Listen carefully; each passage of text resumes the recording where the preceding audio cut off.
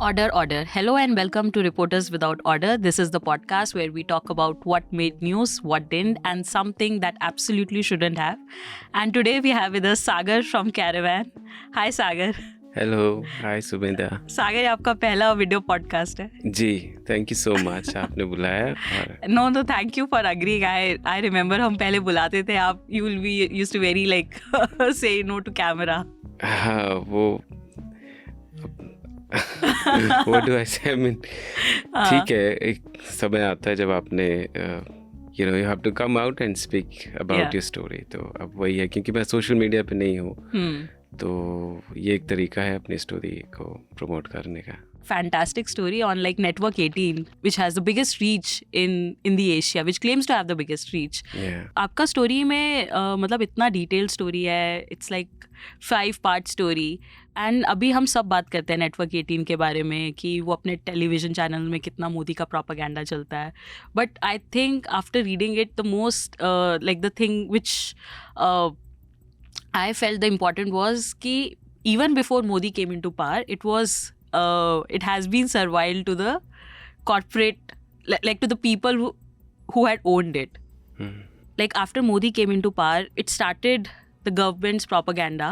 But your piece highlight that it was never had a strong editorial foundation. Why was that? जब मैंने शुरू किया था तो क्योंकि पहले की स्टोरी कई बार कही जा चुकी थी. राघव बहल जब चला रहे थे और उनका टेक ओवर हुआ तो उस पर कई मीडिया ने पहले भी कर रखा था और हमारी कैरवन ने भी कर रखा था. So when I started I put my timeline from 2014 to 2024. Editorially evolve कैसे हुआ. एशिया का सबसे बड़ा media organisation, media conglomerate, local television, business, news, websites, print, and they also claim that every third internet user are on their properties or their websites or wherever they have. तो size और scale इतना ही बड़ा था जिससे वो एक monopoly आती है कि हर जगह वही है. तो आइडिया वही था कि अगर किस तरह से हम जर्नलिज्म को देखें, अगर इतना बड़ा कॉन्ग्लोमरेट है और उसके ओनर एशिया के सबसे रिच इंसान भी हैं, तो हमारा लेंस एडिटोरियल ही था जर्नलिज्म, क्योंकि फाइनेंशियल स्टोरी भी पहले कई बार कही जा चुकी थी और पुरानी स्टोरी भी थी. लेकिन during the investigation itself when I started speaking with journalist who are working with Network 18 and who had worked previously also at decision making level, काफ़ी एडिटर्स थे अक्रॉस वर्टिकल्स, चाहे वो टेलीविज़न हो, वेबसाइट्स हो, print हो. तब उन्हीं में से हमें पता चला कि जिस तरह से चीज़ें बाहर आई, अगर आप वो एक फेज़ देखें, 2014 की रिपोर्टिंग देखें, 15 देखें, तो वहाँ पे ऐसा लगता है कि जो फॉर्मर प्रमोटर्स थे, they come out as a very people who were forced by the Reliance, or it was a hostile takeover, and they sort of come out as a very out on a ethical ground.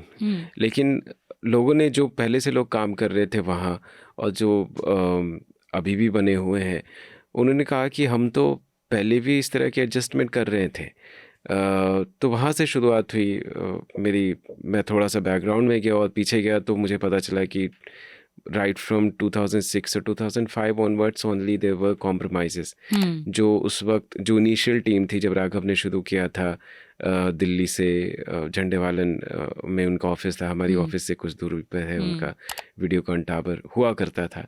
तो जो उनकी पहली team थी, मैं उनसे मिला. कई जो एडिटर्स उनके साथ आए थे उस वक्त, चाहे वो रीजनल हो या दिल्ली में हो, तो उन्होंने वो कहानी बताई कि राघव की जो एम्बिशंस थी बड़ा करने का, हर वर्टिकल्स में बस शुरू किए जा रहे थे, बंद किए जा रहे थे.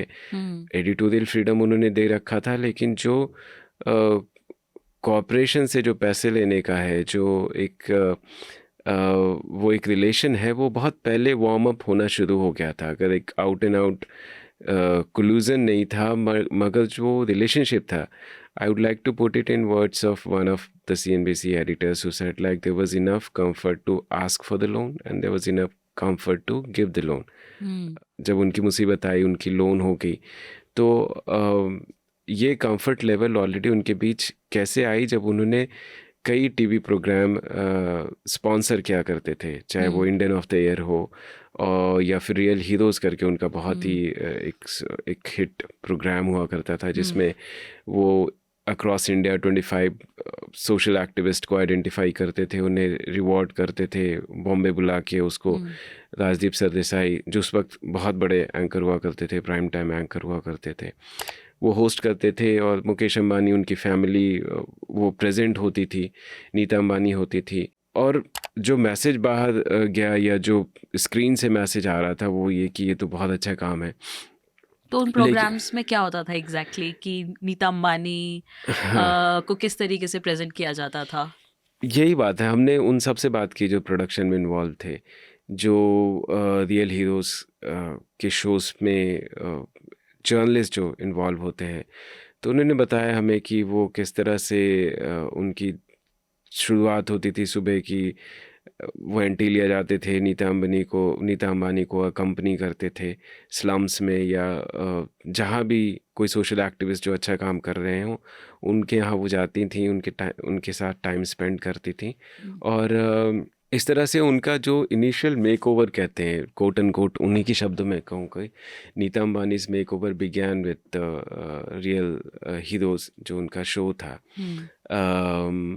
अब इसमें कितना इन्वॉल्वमेंट राघव का था या जो एंकर्स या प्राइम टाइम एंकर्स या एडिटर्स पर्सनल लेवल पे कर रहे थे, वो कहना मुश्किल है, लेकिन वो वार्मनेस रिलेशनशिप में आ रही थी। CNBC न्यूज़ प्रोड्यूस कर रही थी जिसमें जो नीता अंबानी की ब्रांडिंग की तरह लगती थी। और ये जो शो था रियल हीरोज़ की मैं बात कर रहा हूँ, तो ये वैसा ही था जैसे आज प्रधानमंत्री चले जाते हैं, सफाई कर्मी की पैर धोते हैं। उसमें सफाई कर्मी का कोई फ़ायदा नहीं होता, फ़ायदा किसका होता है? प्रधानमंत्री comes out as a very a very humble, modest person, PR kind of very a show. या तो ये पहली शुरुआत मेरे ख्याल में अंबानी फैमिली ने बहुत पहले कर रखी थी इन रिलेशन विद नेटवर्क 18, जो पहले के प्रोमोटर्स थे, उन्होंने ये टीवी स्पॉन्सर किया। उस वक्त का बट क्या ये स्पॉन्सर्ड लिखा होता था जब रियल वो हीरो शो से स्पॉन्सर्ड हुआ करता था रिलायंस फाउंडेशन से, जो फेयर है। बट हम would भी हाँ would the television channels mention it that this is a sponsored हाँ program? Will they run it like that? हाँ, अगर उनके कुछ वीडियोस आज भी मौजूद है रियल हीरोज़ के, तो वो Okay. पहली फ्लैश आती थी तो उसमें रिलायंस फाउंडेशन इसे स्पॉन्सर कर रही है, वो लिखा होता था। बट जो बाकी के उनके प्रोग्राम हैं, चाहे वो इंडियन ऑफ द ईयर हो या एक दो और भी हैं, जैसे शिरीन भान ने नीता अंबानी के साथ अब क्लोज एंड पर्सनल करके किया था, तो उसमें वो चीज़ें नहीं दिखाई जाती हैं कि ये स्पॉन्सर्ड है या स्पॉन्सर्ड नहीं है। तो उसमें क्या होता था जो शिरीन भान का विद नीता अंबानी का था? हाँ, तो उनका एक क्लिप बहुत पुराने, एक तो आर्काइविंग में प्रॉब्लम ये भी हुई थी कि इन लोगों ने, बहुत जर्नलिस्ट ने कहा, जब हम पीछे जाना शुरू किया हमने, तो जब भी वो इंटरव्यू होती है लोगों के साथ में, तो हम फिर उसको ऑथेंटिकेट करने के लिए उसकी वीडियो एविडेंस या कोशिश करते हैं जिस तरह की एविडेंस जुड़ाने में। तो उसमें था कि रिलायंस टेक ओवर के बाद उन्होंने पुरानी सारी चीज़ें डिलीट कर दी थी, बहुत सारी चीज़ें डिलीट कर दी थी। तो उसमें हमें बहुत सारी डिलीटेड फ्रॉम यूट्यूब, हर जगह से उन्होंने डिलीट कर रखा था। और ये उनके एम्प्लॉय खुद ही कहते थे कि उनका खुद का काम आज तक उन्हें नहीं मिलता है।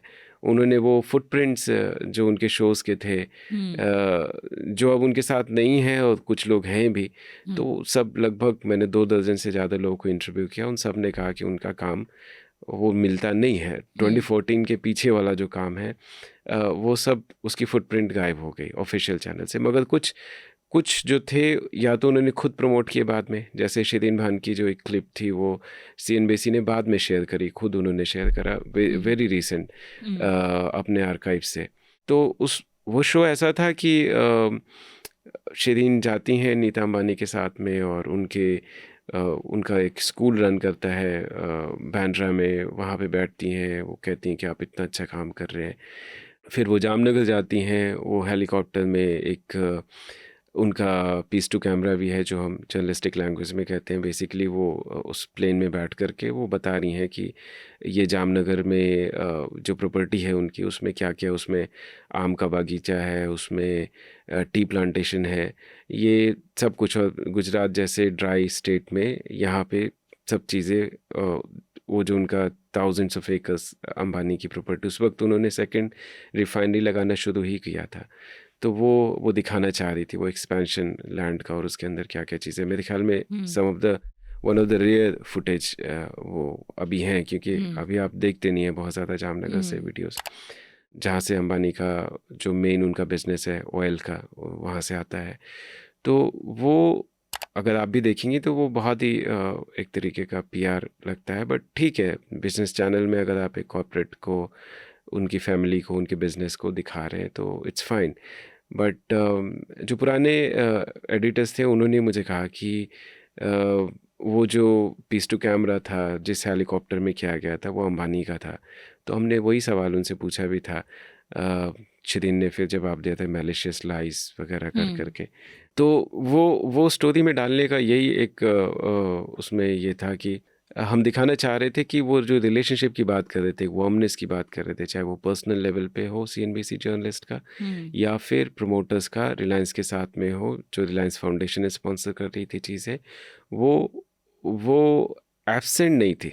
जिस तरह से नैरेटिव 2014 के बाद आया कि भाई एकदम से हुआ, हॉस्टाइल हुआ, और बेचारे हाँ, सबने वो कहना शुरू, वो जो उस वक्त की नैरेटिव थी न्यूज़ में जो आई।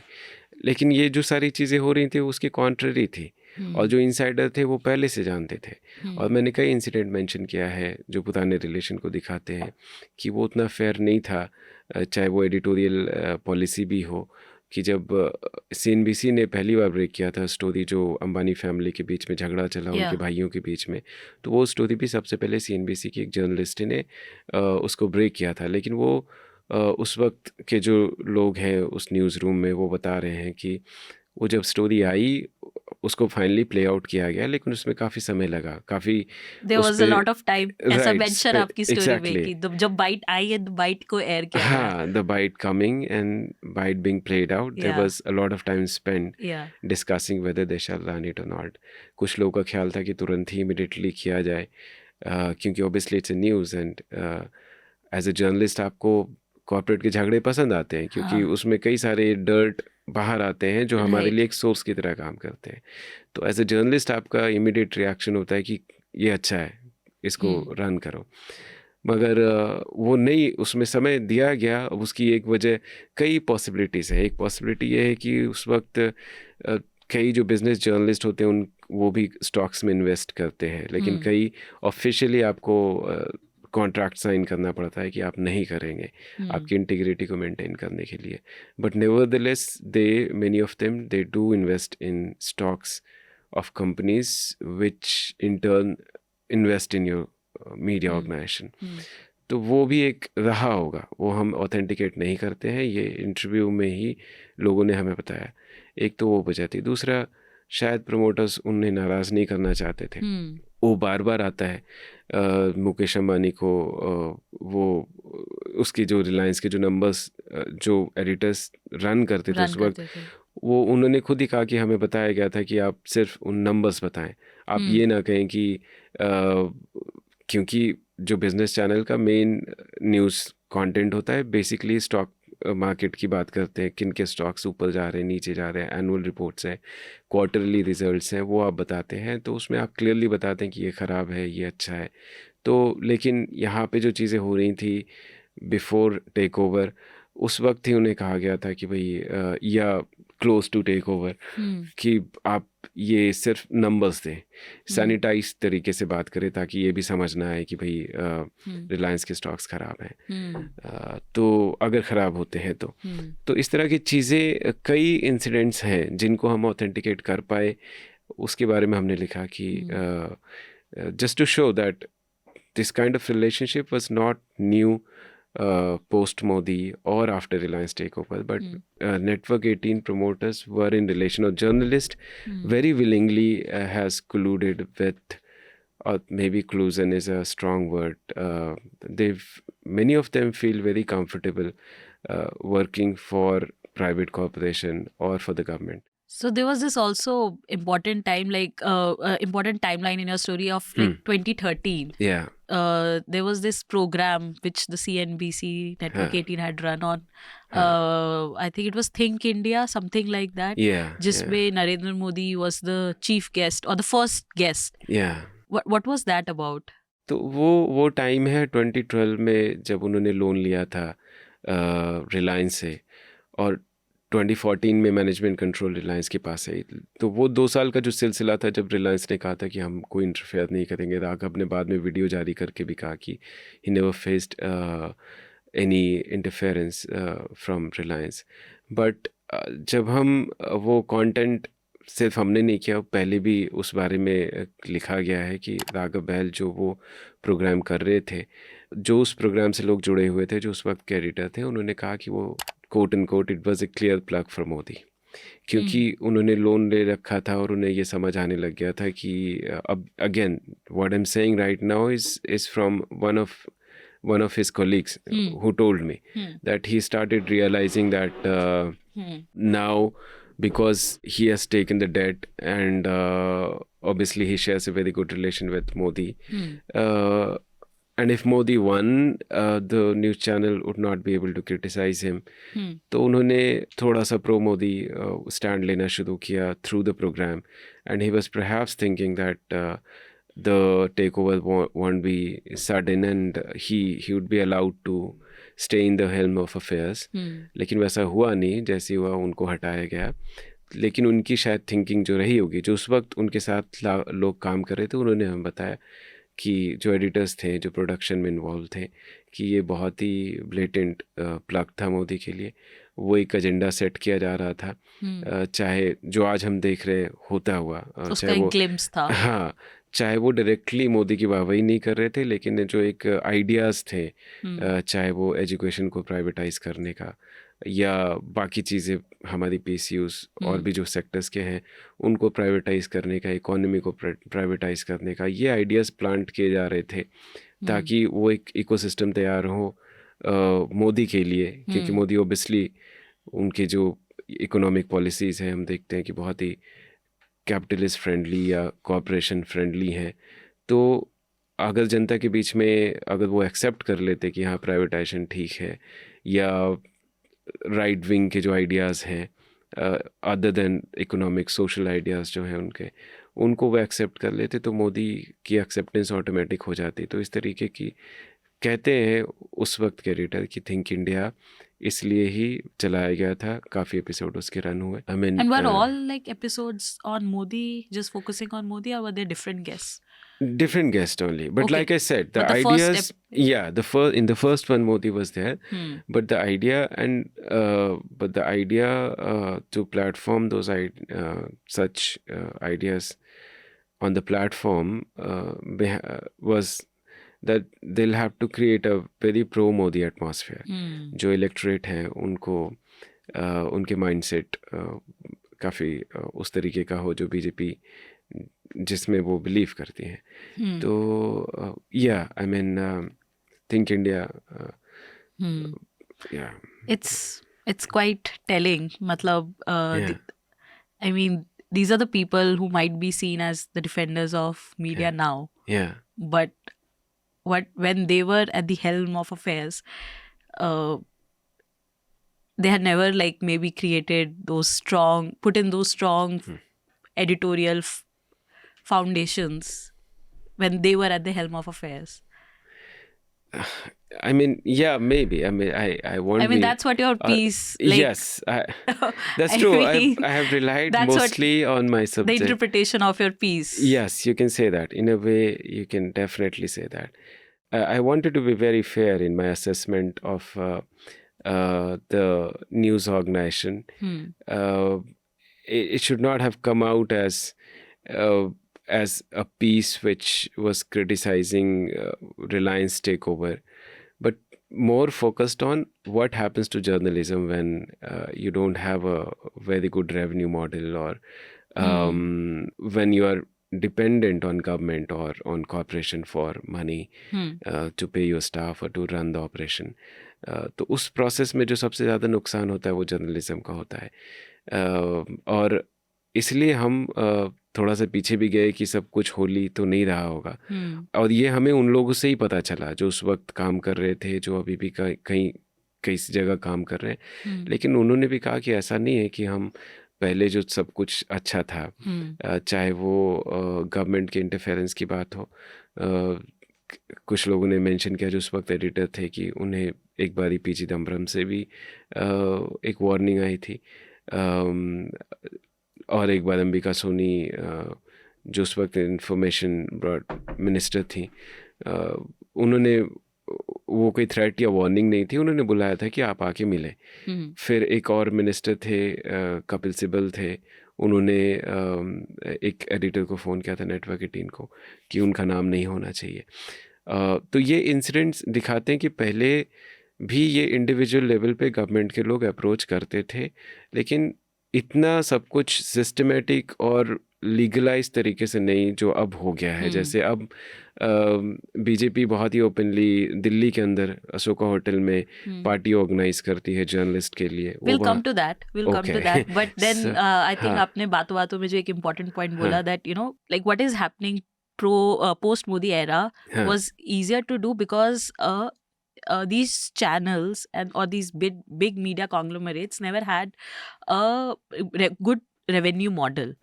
तो नेटवर्क 18 के केस में क्या प्रॉब्लम था कि वो तो मतलब इतना, I think you had started your piece from there that how it was expanding, what kind of shows they were running. I mean again I'll go back to one of my interviewees जिनको मैंने interview किया था, editors थे। उन्होंने कहा कि Raghav focus नहीं थे, वो उनकी एम्बिशंस इतनी बड़ी थी कि वो हर चीज़ शुरू करना चाह रहे थे जो भी अमेरिका में चल रहा था या यूएस के मार्केट में चल रहा था। कि उस वक्त ई कॉमर्स अब की तरह नहीं थे, अमेजॉन और सब कुछ अभी हम यूज़ कर रहे हैं, होम शॉप हुआ करता था।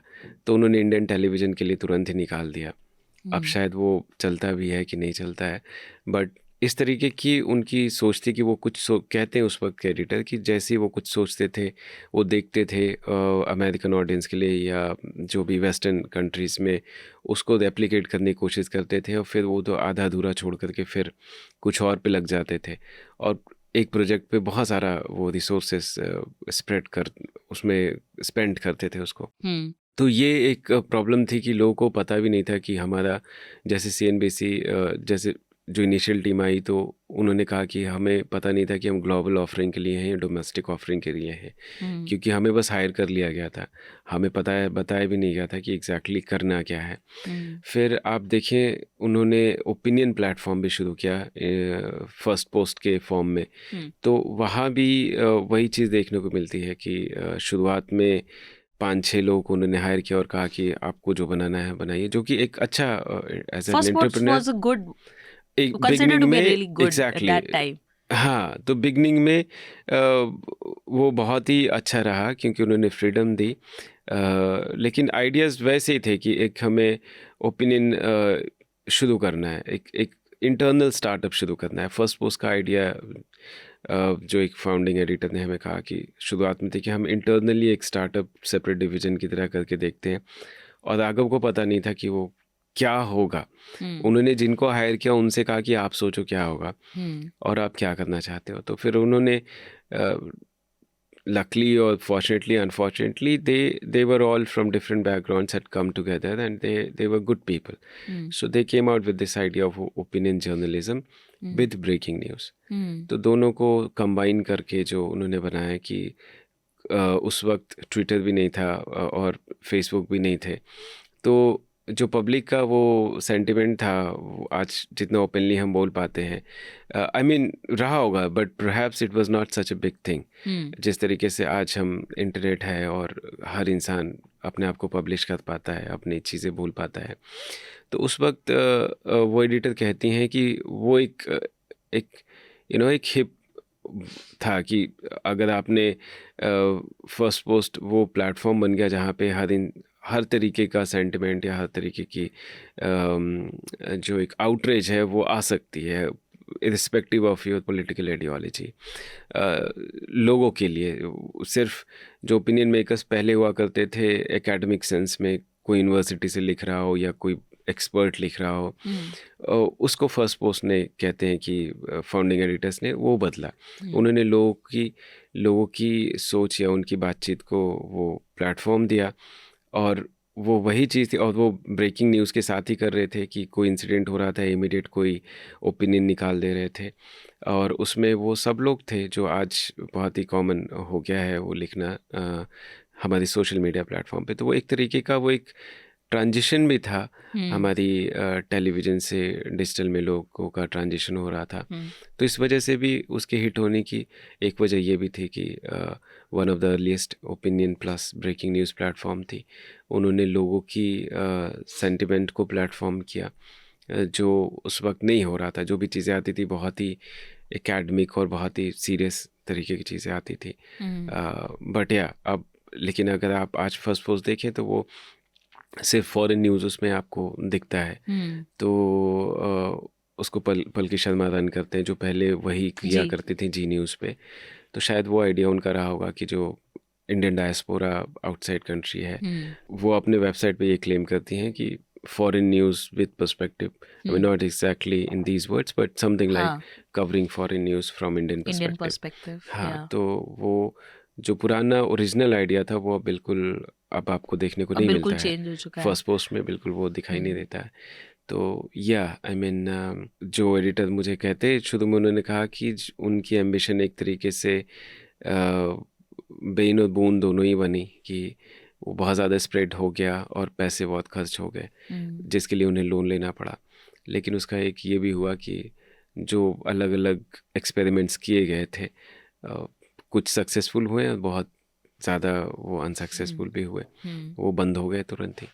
But Sagar, diverting from your piece a bit, Modi or no Modi, what do you think has been the reason for India never having a very strong journalism culture in its media organization? देखिए, एक तो बहुत ही obvious है कि financial model जो हमारे यहाँ है, हम या तो प्राइवेट कंपनी से पैसे ले या फिर गवर्नमेंट के एक्ट पे डिपेंड हो। पब्लिक फंडिंग के ज़रिए चलाना बहुत मुश्किल है। कुछ ऑर्गेनाइजेशन आप अभी देख रहे हैं, I think one of yours also depends on people's subscription. तो उसमें जो लोग पे कर पाते हैं वो भी बहुत कम है हमारे यहाँ, और उस तरीके के कंटेंट भी कितने लोग देखना चाहते हैं ये भी। लेकिन कंटेंट की बात बाद में आती है, पहले पैसे, क्या हमारी ऑडियंस तैयार है पे करके न्यूज़ देखने के लिए। अब जब इंटरनेट पे सब कुछ आ जा रहा है फ्री में, और ऑल्सो अटेंशन स्पैन बहुत कम हो रहा है, खासकर एज ए प्रिंट जर्नलिस्ट। मैं आपको बोलूँ तो मुझे तो लगता है कि अभी इस वक्त सबसे बड़ा चैलेंज मेरे लिए यही है कि लोगों को मैं पढ़वाऊँ कैसे। क्योंकि अभी जेनजी को आप देखें तो वो वीडियो भी नहीं देखते घंटे भर का वो वीडियो भी 1.5 सेकेंड या 1.5 मिनट या 30 सेकेंड्स ऐसा। जब वीडियो विजुअल मीडिया उनके लिए छोटा हो गया, या जो भी आम पब्लिक भी अभी है, तो पढ़ने का भी वो कम हो गया है। आई डोंट नो उसको कैसे हम इनकलकेट करें। हम रिसेंटली मैं गया था एक फेलोशिप पे था लंदन में, तो मैंने देखा आम जो पब्लिक है ट्रेन में या बसेस में या उनमें पढ़ने का काफ़ी कल्चर है। पब्लिक लाइब्रेरी काफ़ी है। हमारे यहाँ ये ना स्टेट इस पे ध्यान देती है, ना सोशली हमने इस पे काम किया है बहुत ज़्यादा। पढ़ाई का उतना कल्चर नहीं है। आज भी आप लंदन के ट्रेन्स में या पब्लिक प्लेसेस पे जाएंगे तो लोग नॉवेल्स पढ़ते रहते हैं, फ़ोन पे बहुत कम देखते हैं।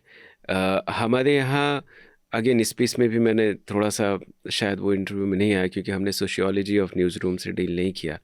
अगर हम उसमें जाएंगे तो इंडियन न्यूज़ रूम में आज आप देखिए, अब तो हमारे सामने डेटा है कि जो लोग हैं मीडिया में या जो जर्नलिस्ट हैं, जो ओपिनियन मेकर्स हैं, लोगों का दिमाग बनाते हैं, वो एक कुछ खास पॉपुलेशन से ही आते हैं। मोस्टली अपर कास्ट हिंदूज जो है 90%, वो चाहे एडिटोरियल डिसीजन में हो या फिर आप न्यूज़ रूम में देख लें, जो आपका मेजॉरिटी पॉपुलेशन है हिंदुस्तान का, चाहे वो बैकवर्ड क्लासेस हो या दलित्स और आदिवासीज़ हो, वो मिलकर के 20% होते हैं, 21-22%। नेशनल लेवल पे आपकी ओबीसीज़ करीब 52% हैं, या आपकी माइनॉरिटीज़ हो, चाहे मुसलमान हो, सिख हो क्रिश्चियंस हो, इंडियन क्रिश्चियंस, आप उन्हें देखें कि वो हैं कहाँ। आप हम लोग फील्ड में, मुझे 14 साल हो गए। तो ये एक तो जो हम इंटरनल हैं, हमें पहले से पता है कि चाहे दलित आदिवासीज हों, उनके नंबर्स बहुत कम है, ओबीसीज हैं, वो नहीं है, जबकि वो हिंदुस्तान का करीब 70-75% वो हिस्सा है। तो जो ओपिनियन मेकर्स हैं वो बहुत ही एक छोटे पॉपुलेशन से आते हैं, और उनकी जो परवरिश है, उनके जो संस्कार हैं, वो एक खास आइडियाज से जुड़े हुए हैं। तो आपको वो चीज़ आपके न्यूज़ कंटेंट में भी दिखेगा। अगर आप डिसीजन मेकिंग में है, आपकी एक्सपीरियंस बहुत वाइड नहीं है, जो बहुत प्रिविलेज्ड सोशल ग्रुप हिंदुस्तान में है, तो उनका जो लाइफ एक्सपीरियंस है वो उतना वो होता नहीं है। इस वजह से आप उसमें जो कंटेंट है वो एक यूनिफॉर्मिटी या मैं मीडियोक्रेसी नहीं कहना चाहूँगा, लेकिन उसमें कमी है डेप्थ की। बिल्कुल। जो डेप्थ तब आती है जब आप अपने न्यूज़ रूम को इसलिए नहीं डाइवर्स करते कि आप कोई चैरिटी कर रहे हो, बल्कि आप एक ट्रूली डेमोक्रेटिक या फिर आपको सच में अच्छे कंटेंट चाहिए। जब तक टॉप मैनेजमेंट में या टॉप एडिटोरियल लीडरशिप में वो डाइवर्सिटी नहीं होगी, तब तक अगर रिपोर्टर्स उस तरीके की स्टोरीज भी लेके आएंगे ना, फ्रॉम एनी कम्युनिटी, अगर वो स्टोरीज भी लेके आएंगे, देन तब तक एडिटोरियल लीडरशिप उसको वो स्टोरीज देख ही नहीं पाएगा। उनको लगेगा वो एक्टिविज्म है, जबकि वो ट्रूथ होगा, because as you have said that they have not come from those experiences, and then will be really unfair in representing India and its stories as a media organization. एकदम वो तो एक बहुत बड़ा चैलेंज है। जो भी हमारे एडिटर्स हैं, लगभग मैं अपने ऑर्गेनाइजेशन की बात नहीं करूँगा, मैंने इसके पहले भी 6 साल काम किया है, 3-4 ऑर्गेनाइजेशन न्यूज़पेपर में काम किया है। तो जो भी एडिटर्स होते हैं वो अपकास्ट ही होते हैं, और उनको कभी भी नहीं पता होता। जैसे मैं बिहार से आता हूँ कि बिहार में गाँव में किस तरह से कास्ट विलेजेस हैं, और अलग अलग जातियां हैं, अलग अलग उनके ट्रेडिशंस, उनके अपने कल्चर या अपने उनके जो ट्रेडिशनल काम है वो करते हैं। तो उन सब का आइडिया नहीं है, उन्होंने कभी देखा भी नहीं, कभी सुना भी नहीं। जिस तरीके का सोशल रिलेशन उनका है प्रिविलेज कास्ट के साथ में, वो जानते नहीं उस डायनेमिक्स को। तो अगर आप उसको कहने की कोशिश करेंगे अपनी स्टोरीज़ में कि मान लीजिए हमारे देश में अभी भी जो एट्रॉसिटीज़ हैं शेड्यूल कास्ट या शेड्यूल ट्राइब के अगेंस्ट, वो 50,000 से ऊपर जाती है। पिछले 3 साल का भी आप डेटा देख लेंगे तो 49,000 से लेके 55,000 तक है एनुअली। इसका मतलब ये है कि जो जाति आधारित वायलेंस है वो बहुत ही वाइड स्प्रेड है। लेकिन आप अगर उसको स्टोरी में कहने की कोशिश करेंगे, जैसे मैं एक उदाहरण आपको देता हूँ। मैं क्राइम रिपोर्टर था उड़ीसा में, वहाँ एक मेडिकल स्टूडेंट थी, आदिवासी स्टूडेंट थी। उनको उनके वार्डन ने थप्पड़ मारा था ये बोल करके कि यू डोंट बिलोंग हियर, तुम लोग यहाँ आ जाते हो रिजर्वेशन से और हमारे सर पे बैठ जाते हो। तो उनकी इंसल्ट करी। फिर उस लड़की ने वो एक प्रोटेस्ट शुरू किया, और लकली सारे स्टूडेंट्स ने उनका साथ दिया था। तो जब हमने उस स्टोरी को लिखा तो एडिटर्स मानने को तैयार नहीं थे उस वक्त। ये कैरवन से पहले की बात है कि ऐसी बातचीत हुई होगी कि कोई अपरकास्ट वार्डन किसी आदिवासी मेडिकल स्टूडेंट को ये कह के सस्पेंड कर दे या उसको थप्पड़ मारे कि तुम आदिवासी हो। ये उनके लिए कंसीव करना बहुत ही मुश्किल था, इसलिए क्योंकि वो शायद शहर से आते हैं, वो खुद प्रिविलेज्ड हैं, उन्हें कभी डिस्क्रिमिनेशन फेस नहीं करना पड़ा। तो वो कॉपीज से फिर वो चीज़ें हटा देते हैं। और आपका रोल एज ए रिपोर्टर इतना ही होता है कि आप एक हद तक उसके लिए लड़ें, लेकिन इन चीज़ों का कोई डॉक्यूमेंटेशन नहीं है। राइट। हमारे देश में एट्रॉसिटी को मेमोरियलाइज या डॉक्यूमेंट या उसकी की नहीं गई है। तो वो भी एक अलग चैलेंज होता है। And they can not see beyond, I think, Muslims and Dalits may be just like as a homogeneous community. They see Dalits as a homogeneous community. Right. बिल्कुल. Okay, so we have diverted a lot. So coming back to your piece, so there was this 2014 timeline. What was the dramatic shift that happened after Modi became the Prime Minister of India in Network 18? Yeah, I mean, take over और मोदी जी का प्रधानमंत्री बनना लगभग एक ही समय में होता है। अब वो प्लान था या वो हम नहीं कह रहे, हम कह रहे हैं वो 2014 में ही इस तरह से हुआ। रिलायंस ने मैनेजमेंट कंट्रोल लिया, जैसे ही मोदी जीतते हैं 1 महीने बाद ही होता है। अब आप देखें, बहुत बड़ा ऑर्गेनाइजेशन है ये। इसमें टेलीविज़न चैनल है, वेबसाइट है, प्रिंट है, दर्जनों वेबसाइट हैं, दर्जनों बीसियों टेलीविज़न चैनल हैं और सिर्फ नेशनल नहीं, जनरल न्यूज़ चैनल नहीं, जनरल न्यूज़ में भी अंग्रेजी है, हिंदी है।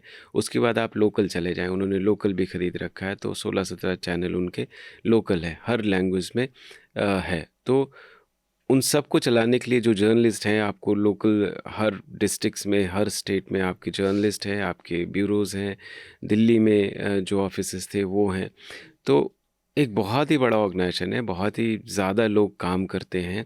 अब इस बड़े ऑर्गेनाइजेशन को जो हम ओवरऑल शुरू में जब हम कर रहे तो वो धीरे धीरे चीज़ें खुलनी शुरू हुई, लेकिन हम वो 10 साल का जो पीरियड देखते हैं हमें अभी बहुत ही क्लियर दिखता है कि रिलायंस ने पूरी मीडिया ऑर्गेनाइजेशन अक्रॉस वर्टिकल उसको मोदी जी के जो उनकी जो पॉलिसीज़ है या उनके जो पार्टी की पॉलिसीज़ है या गवर्नमेंट की पॉलिसीज़ है उसको एम्पलीफाई करने में यूज़ किया। चाहे वो हम उसे कह सकते हैं नफ़रत फैलाने का काम या जो भी है, लेकिन जो भी गवर्नमेंट को चाहिए था उसमें उन्होंने लगाया। लेकिन ये काम एक दिन में नहीं हो पाता क्योंकि जो स्केल है, जो साइज़ है ऑर्गेनाइजेशन का वो इतना बड़ा है कि आपको हर इंसान को कॉम्प्रोमाइज़ करने में एक ग्रेजुअल शिफ्ट चाहिए होता है। और वो वही मेरे ख्याल में नेटवर्क 18 का मेरी स्टोरी का हाईलाइट था, दिखाना कि किस तरह से स्ट्रक्चरल चेंजेस उन्होंने पहले न्यूज़ प्रोडक्शन के अंदर लेके आए, फिर जो उनको चलाने वाले लोग थे उनको पहले जो चलाने वाले लोग थे पहले उनको लेके आए, उनको चेंज किया, फिर जो न्यूज़ प्रोडक्शन का प्रोसेस है वो धीरे धीरे उन्होंने चेंज किया। तो what we see that after 2014 नई मैनेजमेंट आती है, उसमें जो रिलायंस में जो पहले से डायरेक्ट रिलायंस में काम कर रहे थे वो मैनेजमेंट में आते हैं, चाहे रोहित बंसल हो, फिर उमेश उपाध्याय जो उनके पहले सीईओ थे, पहले या दूसरे, वो उनके भाई बीजेपी के यहाँ पे दिल्ली के प्रेसिडेंट थे सतीश उपाध्याय। उमेश जी अब रहे नहीं, वो रिसेंटली ही डाइड, एक एक्सीडेंट में उनकी मृत्यु हो गई। तो एनीवे जो ये नए उमेश उपाध्याय भी पहले रिलायंस के मीडिया डायरेक्टर हुआ करते थे, स्पोक्स पर्सन हुआ करते थे बिफोर बिकमिंग एडिटर और managing director of this big media organisation. He was giving quarterly results of Reliance on the Reliance platform. तो एक रिलायंस का आदमी आकर के तुरंत उसको इतना कंट्रोल है कि वो कोई भी न्यूज़ जा सकता है, नहीं जा सकता है, वो सब उसके अंदर पावर थी। तो एक कॉरपोरेशन के लिए जो क्वार्टरली रिजल्ट्स देता था वो आ गए और वो फिर एडिटर बन गया। तो जो फ़र्क होता है बिजनेस और एडिटोरियल का वो ख़त्म होना वहीं से शुरू हो गया था। और इस तरीके से फिर उसके बाद राहुल जोशी जी आए, और राहुल जोशी का पहले भी करियर रहा है जो हमने पीछे जाकर के थोड़ा सा दिखाया, या उनके लोगों से जो उस वक्त थे बात किया, या वो खुल कर के राडिया टेप्स में भी आया था कि जब उनके जो रिलेशंस थे कॉरपोरेशन के साथ में, या जो अपने ओनर्स के इंटरेस्ट को, बिजनेस इंटरेस्ट को सर्व करने का, वो पहले भी उनके ईमेल लीक्स में बहुत पहले, जिसको प्राइवेट ट्रीटीज़ कहते थे, जब टाइम्स ने एक शुरू किया था प्राइवेट ट्रीटीज़, जो बेसिकली ये था कि अगर कंपनी आपको ऐड देती है तो आप उसके कंपनी में इन्वेस्ट करेंगे। तो इस तरीके का relationship, swapping stakes from by advertisement, तो वो एक उन्होंने शुरू किया था। और उन्होंने स्पेशल एक ब्रांच बना दिया था कि भाई जो भी आपको ऐड दे रहे हैं उनके लिए लिखो, उनको ब्रांड करो और इस तरीके से करो कि पता नहीं चले कि ये एडवर्टोरियल है। तो ये काम उन्होंने पहले कर रखा था। फिर राडिया में हमने देखा कि वो किस तरह से मुकेश अंबानी जी को भी हर्ट नहीं करना चाहते, जब उनकी फैमिली फाइट चल रही है बिजनेस के ऊपर, और बहुत सारे इंसिडेंट्स हैं। तो वो जो राडिया थी, नीरा राडिया थी, पीआर प्रोफेशनल थी, उनके क्लाइंट्स मुकेश अंबानी और टाटा दोनों ही थे। वो क्लियरली कह रहे हैं कि हम मुकेश भाई को हर्ट नहीं करना चाहते हैं, और हम रिपोर्टिंग में अपनी जितना भी, जिस तरीके से पहले हमने कहा रिलायंस के नंबर्स बताए जा रहे थे, वो वहाँ इकोनॉमिक टाइम्स में वो कर रहे थे। तो उनको जो उनके जानने वाले लोग हैं, कलीग्स थे, उन्होंने कहा कि उन्हें इस चीज़ से कभी कोई परहेज नहीं थी कि हम न्यूज़ ऑर्गेनाइजेशन जर्नलिस्टिकली चलाना है या कोई एथिक्स है। उनका एक ही मानना था कि चाहे वो जैन साहब हो या इधर अंबानी हो, कि उनका पेपर है, वो जैसे चलाएं वो वैसे चलाएं, हमारा काम है चलाने का, अगर हम नहीं चला सकते तो हम छोड़ दें। तो ये उनके बहुत ही वो एक एडमायरर की कोट है। वो कहते हैं कि एज एन एडिटर वो उनकी कोट है, जो राहुल जोशी के साथ पीते थे, खाते थे, रात को पार्टी करते थे, जो हम जर्नलिस्ट यूजुअली करते हैं काम खत्म होने के बाद, जो अखबारों में काम करते हैं 2 बजे रात को। बाहर जाके खाते हैं या थोड़ा सा पीते हैं, तो वो एडमायरर थे, वो कहते ये बहुत अच्छे एडिटर थे, बहुत ही people's quote and quote people's person थे। लेकिन वो ही कहते हैं कि अगर आप मुझे पूछेंगे कि क्या वो एक जर्नलिस्ट थे, तो वो कभी जर्नलिस्ट नहीं He थे, was वो a एक मैनेजर manager. थे। तो वो कैरेक्टर हम देखते हैं कि इसमें भी नेटवर्क 18 में जब मैंने शुरू किया तो वहाँ भी है कि वो चीज़ों को फिक्स करते हैं रिलायंस के लिए, या अब ये लोगों ने ही मुझे कहा है, मैं नहीं चाहता कि रिलायंस के लोग मुझे सुने और उन्हें लगे कि मैं कह रहा हूँ कि उनके नहीं, एडिटर्स उनके लिए नहीं। फिक्स करते हैं। So it should be clear कि this is all from the interviews. हम हर बार ये डिस्क्लेमर लगा के बात करें, लोगों ने बोला है। अभी क्या करें, अब वो इतनी बड़ी कंपनी है, मैं बहुत छोटा सा What पत्रकार if हूँ। they send a 100 crore defamation suit? Exactly, तो मैं लुट जाऊंगा।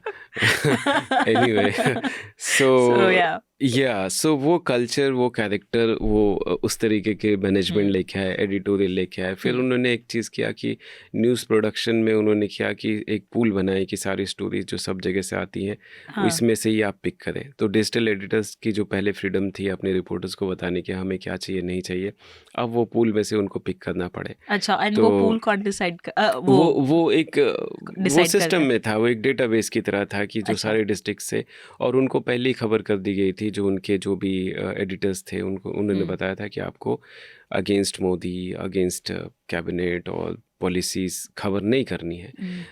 कोट एंड कोट अगेन जो एक रीजनल पत्रकार जो मध्य प्रदेश थे उन्होंने कहा कि हमें यही बताया गया था कि स्टोरी वही है जो अपोजिशन की बुराई करे, या स्टोरी वही है जो भी सरकार के खिलाफ विरोध कर रहे हैं उनको किस तरह से गिराया जाए, चाहे वो किसान हो, मजदूर हो, जो भी हो, या फिर अपोजिशन पार्टी हो। राहुल गांधी की जो भी बुराई करनी है वो उनकी स्टोरी हुआ करती थी। तो इस तरीके से जो न्यूज़ वैल्यू थे वो बदल दिए गए। अब जो सोर्स है, सोर्स तो रिपोर्टर ही है ना, वो एडिटर तो बाद में डिसाइड करेगा। अब जब मैंने एडिटर से पूछा कि आपके हाथ में फैसला हुआ करता होगा कि आप क्या चलाएं क्या नहीं चलाएं, तो उन्होंने कहा कि जब रिपोर्टर्स ही हमें 10 में से 9 स्टोरीज प्रो मोदी देंगे तो हम कहाँ से स्टोरी लेके आएंगे, और हमें वो फ्रीडम भी नहीं है कि हम रिपोर्टर को जाके कहें कि भैया आप मुझे ये दूसरी चीज़ एक ला करके दे दो। तो जो भी सिस्टम में, तभी मैं कह रहा था कि साइज़ इतना बड़ा था कि ओवरनाइट सारे के सारे लोग प्रो मोदी नहीं बन सकते थे। ये हमारे देश जैसा ही आप एक समझे कि उसमें बहुत सारे जो जर्नलिस्टिक जिनके अंदर था कि भाई जो जर्नलिज्म करना चाहते थे एटलीस्ट प्रोफेशनल हैं, ज़रूरी नहीं था कि वो प्रो कांग्रेस हो या एंटी मोदी हो। उनका था कि जो जर्नलिज्म वो करते थे वही करते रहें, लेकिन वो हो नहीं पा रहा था, और मैनेजमेंट उन्हें डायरेक्ट नहीं कहती थी, वो फ्रस्ट्रेट करती थी। अगर आप फॉलो नहीं करते इंस्ट्रक्शन तो ये किया जाता था कि आपकी रिपोर्टिंग किसी और को लगा दी जाती थी, या आपके पैरेलल में एक कोई खड़ा कर दिया जाता था, या आपकी परफॉर्मेंस रिपोर्ट ख़राब कर दी जाती थी, आपकी रेज नहीं होती थी। तो इस तरीके से उनको एक मैसेज दिया जाता था कि भाई you are not following in line, इस तरीके का। लेकिन जो एडिटर फिर भी जो रोक पाते थे वो रोक पाते थे, और ये ज़्यादातर डिजिटल एडिटर्स जो थे उन्होंने कहा कि हमने बहुत कोशिश किया कि जो टेलीविज़न सबसे पहले कम्युनल बन गया था, बहुत ही गवर्नमेंट प्रोपेगेंडा, क्योंकि उसमें लोग थे जो बहुत ही विलिंगली वॉलंटरली गवर्नमेंट के प्रोपेगेंडा का सपोर्ट करने के लिए वो तैयार थे। लेकिन डिजिटल में वो कोशिश नहीं हो रही थी। जैसे एग्जांपल कोविड की स्टोरीज़ का भी है कि कोविड की जो तबलीगाही जमात की स्टोरी है, ब्रेक करने वाले डिजिटल वेबसाइट ही था उनका। और जब आप जाएंगे, जो पहली स्टोरी छपी है तबलीगाही जमात की, क्योंकि मैं खुद भी क्राइम रिपोर्टर रहा हूँ तो मैंने वो खुद भी पढ़ा। It's outright crime story. जो ये एक स्टोरी थी कि दिल्ली पुलिस को पता चला कि एक जगह पे लोग कॉन्ग्रीगेट हुए हैं और वहाँ कोरोना होने के, तो उन्होंने बारी बारी से, क्योंकि ये रिलीजियस प्लेस था, तो उनको शिफ्ट किया गया बहुत ही ओवरनाइट करके, बहुत ही प्राइवेट तरीके से उनको बात की गई। उनको फिर बारी बारी से कन्विंस किया गया कि आपकी टेस्टिंग ज़रूरी है, फिर उनको शिफ्ट किया गया। अब ये स्टोरी उसी ऑर्गेनाइजेशन के सिस्टर ऑर्गेनाइजेशन टेलीविज़न ने जब पिक किया तो उसको एक कम्युनल एंगल दे करके कि मुसलमान जो है वो कोरोना फैला रहे हैं, वो किया गया। अब उसमें दिक्कत इसमें ये हो गया कि जब आपकी सिस्टर ऑर्गेनाइजेशन कोई और स्टैंड ले लेती है तो आप कोई डिफरेंट नहीं ले पाते, फिर आपको उनके साथ चलना पड़ता है। तो एडिटर, खासकर डिजिटल वेबसाइट के एडिटर्स थे, उन्होंने यही कहा कि हमारी मजबूरी यही बन गई कि जब भी हम कोई स्टोरी रन करते थे उसके तुरंत बाद टेलीविज़न कुछ और चला देती थी, तो हम या तो खामोश हो जाएँ या फिर उनके साथ-साथ ही वो चीज़ें करने लग जाएँ। वही स्टोरीज हाँ, चलाएं। तो वो स्पेस धीरे-धीरे सिकुड़ता गया। अब जो उसमें सर्वाइव कर पाएँ, जहाँ तक सर्वाइव कर पाएँ उन्होंने किया। जो नहीं कर पाए इवेंचुअली पकड़े गए और उनको किसी तरह से निकाल दिया गया। तो इस तरीके से जो न्यूज़ प्रोडक्शन का प्रोसेस है उसको सेंट्रलाइज़ किया गया। डिजिटल टेलीविज़न मिला दिया गया। हालाँकि जो ऑफ़िशियल रिपोर्ट आई थी, ऑफ़िशियल स्टेटमेंट आई थी, उनको मर्जर का यही था कि कॉस्ट कटिंग है या और भी ज़्यादा ग्रोथ के लिए ये किया जा रहा है। बट जो जर्नलिस्ट हैं, जो न्यूज़ रूम में उसका असर पड़ा, एडिटोरियली असर पड़ा, उनका ये कहना है कि ये इसलिए हुआ था कि आप इतने बड़े ऑर्गेनाइजेशन में कोई फ़ैसला अगर फ़्लो करता है तो उसको बहुत जल्दी पहुंचाने का एक ही तरीका था कि सबको इकट्ठा कर दो, सेंट्रलाइज़ कर दो, ताकि डिसीज़न फ़्लो करे तुरंत ही। डिसीज़न फ़्लो तुरंत क्यों करना है? ताकि वो पीएमओ या प्राइम मिनिस्टर की कोई क्रिटिसिज्म ना जा पाए या कोई भी ऐसी खबर ना जा पाए जिससे सरकार को बुरा लगे। तो अगर आप 3-4 लोगों को हेड बना दें और वही सब कुछ डिसाइड करें, तो आपके लिए चाहे 50 चैनल हो, आपको रन करना आसान हो जाएगा। सिर्फ आपको इन्फॉर्मेशन भेजनी है। तो हमने everybody will be the puppet of those 3 to 4 people who are managing हाँ, everything. तो बिल्कुल। और जो लोग नहीं हो पा रहे थे उनका भी किया गया। They'll fall out of the system. Either they'll stay या or they'll fall out of the system. एक समय ये भी आया जब उनको मॉनिटरिंग पे रखा गया था। That is also interesting part. हाँ, तो कि वो मॉनिटरिंग सर्वेलेंस कैसे हुई अपने एम्प्लॉयज पे। राइट। तो कोविड के समय था और एक 370 का टाइम था जब उन्होंने आर्टिकल 370 स्क्रैप किया था। तो वो अपने एंकर्स को वॉच कर रहे थे कि कोई ऐसी preparing reports of their own anchors. हाँ, तो वो रियल टाइम में व्हाट्सएप पे मैसेजेस भेजते थे। कुछ एक छोटी सी टीम थी, उसके लोग थे, वो एंकर्स को देखते थे क्या बोल रहे हैं, उनको मैसेज भेजते थे अपने बॉस को। वो बहुत ही डायरेक्ट लाइन थी, बहुत ही एक सीनियर जर्नलिस्ट उनको, उनके अंडर में ये टीम काम कर रही थी और वो राहुल जोशी को रिपोर्ट करते थे। तो ये रियल टाइम मॉनिटरिंग अपने खुद के एंकर्स जो पहले से जाने जाते हैं कि उनके कोई उन्हें परहेज नहीं है गवर्नमेंट की प्रोपेगेंडा या फिर रिलायंस की प्रोपेगेंडा करने में, मगर एक लाइन होती है जहाँ आप वही जो जैसे चाहे वो कोविड का समय था कि सब लोग मर रहे थे, अब आप कितने भी प्रो गवर्नमेंट जर्नलिस्ट रहोगे कभी ना कभी आपके घर भी वो पहुंचेगी। तो वही हाल हो रहा था कि जैसे एक जर्नलिस्ट बताते हैं कि उनकी खुद की माँ हॉस्पिटल में थी, उनकी वाइफ हॉस्पिटल में थी। अब उन्होंने एक ट्वीट किया कि उस वक्त अरविंद केजरीवाल का और प्राइम मिनिस्टर का कॉन्वर्सेशन लीक हो गया था। बाद में केजरीवाल ने माफ़ी मांगी कि वो नहीं करना चाहिए था, बट बेसिकली उस क्लिप में यही था कि चीफ मिनिस्टर कह रहे थे कि हमारे यहाँ ऑक्सीजन ख़त्म हो जा रहा है, आप क्या कर रहे हैं। तो उस जर्नलिस्ट ने ये लिख दिया था कि भाई अगर ऐसे में प्रोटोकॉल तोड़ना पड़े तो तोड़ देना चाहिए, क्योंकि लोगों को ऑक्सीजन नहीं मिल रहे हैं। अब ये उनकी पर्सनल तकलीफ थी, लेकिन वो ऑर्गेनाइजेशन के अंदर काम कर रहे थे, तो उनको वो डिलीट करना, तो उनके मुंह से वो निकल ही गया, हालांकि वो भी सिस्टम का पार्ट थे।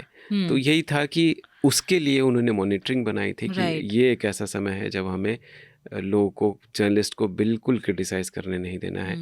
तो इकोनॉमिक स्लम्प का भी समय आया था, तो उस वक्त भी उन्हें वो टीम लगाई गई और इस तरीके से उन्होंने लगातार कोशिश की कि किस तरह से, और इवेंचुअली हम देखते हैं कि सारे लोग इंटीग्रेट हो गए। जो थोड़ी बहुत अपोजिशन थी वो भी, क्योंकि बाकी स्पेस भी वैसे ही हो गया। अनफॉर्चुनेटली आप कहें जर्नलिज्म के लिए कि जिन लोगों से हमने बात करी, उन्होंने कहा कि हम जहाँ भी गए, दूसरी जगह भी हमने ज्वाइन किया है तो वही चीज़ें चल रही है, चाहे वो मॉनिटरिंग हो या प्रो गवर्नमेंट प्रोपेगेंडा हो, वो वहाँ भी वो नेटवर्क 18 जैसा ही उनसे काम करा रहे हैं, जो हमारी लेगेसी या मेन स्ट्रीम मीडिया है। तो अब जर्नलिस्ट के पास स्पेस भी नहीं है कि वो बहुत ज़्यादा रेवेल करें। एक तो ये है जो थोड़ा बहुत प्रोफेशनलिज्म कुछ जर्नलिस्ट के अंदर था, उनके लिए स्पेस छोटा पड़ गया। बट दूसरी सबसे बड़ी बात है कि जो लार्जर मेजॉरिटी ऑफ जर्नलिस्ट है बहुत ही विलिंगली वॉलंटरली प्रो गवर्नमेंट है, और शायद उसकी एक वजह ये भी है कि डाइवर्सिटी, लैक ऑफ डाइवर्सिटी की वजह से जो upper caste journalist, Hindu journalist हैं, वो automatically for some reason they find very aligned with their ideas, their views, their outlook. They sort of has alliance with the ideology of the government. तो वो एक चीज़ है जो शायद डाइवर्सिटी से ख़त्म हो। I think you're absolutely right on Yeah. this. Sagar, we come to the last segment of the podcast. Okay. And I think, though we have exceeded the time limit by 15 minutes, but the last segment is where you have to give your recommendation. जिन्हें भी interest है, अगर आपके audience सुन सकते हैं, तो मैंने बीच में इस स्टोरी के दरमियान एक जजमेंट आया था सुप्रीम कोर्ट का सब कैटेगराइजेशन ऑफ शेड्यूल कास्ट के ऊपर, तो मैंने एक पॉडकास्ट अनुराग के साथ में किया था, अनुराग माइनस वर्मा। उसमें मैंने हिस्टोरिकली बताया था कि जो Indian social groups, different social groups हैं और उनके लिए जो कॉन्स्टिट्यूशनल प्रोटेक्शन दिए गए हैं, उनका हिस्टोरिकल बैकग्राउंड क्या है। तो I want people to watch that, वो उससे समझे, या कहीं और से भी उन्हें वो कंटेंट मिलता है तो I will have no problem. But मेरी मेमोरी में रिसेंट, क्योंकि मैंने बिल्कुल ही कहीं, हमारा जो लॉन्ग फॉर्म में प्रॉब्लम ये है कि 6 महीने हम एकदम से अंधकार में बैठ जाते हैं और हमें बाहर की दुनिया में बहुत क्या चल रहा है समझ नहीं आ, टच में नहीं होते। So we are please watch Anurag minus Verma's my podcast on Anurag Minus Verma on reservation. Yeah. My recommendation is also your work, especially this. So, like this Network 18 profile, I think it's very important for people to read this because it, like most of the time, we only talk about what happened to media after 2014. But I think this is one of the very few pictures when it gives a clear picture of media before 2014, when the liberals were at the helm of it. So, with that, this podcast is adjourned. Journalism at News Laundry is powered by the public, because when the public pays, the public is served. Visit newslaundry.com/subscription and pick a payment plan of your choice. Pay to keep news free and independent. Your future, and indeed the future of democracy, depends on it.